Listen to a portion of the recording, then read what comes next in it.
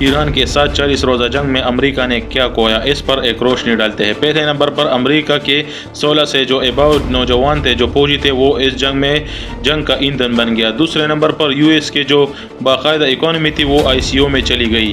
تیسرے نمبر پر جو 80 ارب ڈالرز تھی جو کہ امریکن نے ٹیکس پے کی تھی وہ اس 40 روزہ جنگ میں جھونک گئے۔ اور ایک رپورٹ کے مطابق 16 جہاز ایسے تھے جس میں فائٹر جیٹس اور فیولنگ کے ٹینکرز بھی تھے، وہ اس جنگ میں تباہ ہوئے ہیں۔ یہ ایک آفیشیل ریکارڈ ہے، مطلب اس سے یہ زیادہ بھی ہو سکتے ہیں۔ اس کے علاوہ جو 5 ارب ڈالر کی انویسٹمنٹ اور انسٹالیشن تھی عرب ریاستوں میں وہ تباہ و برباد ہوئی۔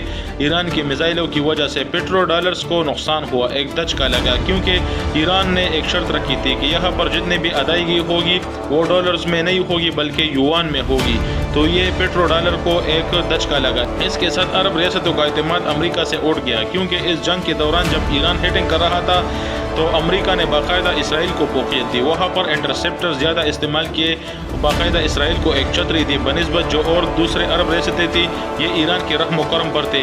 اسی کے ساتھ جو ہارگ آئس لینڈ پر قبضے کی جو دعوے امریکہ کر رہا تھا وہ صرف پیپر پہ رہ گئے، کیونکہ ہارگ آئس لینڈ کو بھی قبضہ نہ کیا، اور اسی کے ساتھ جو نیوکلیئر انریچمنٹ جو 450 کلو یورینیم ہے وہ بھی ایران میں رہ گئے۔ میزائل پروڈکشن ابھی بھی جاری ہے۔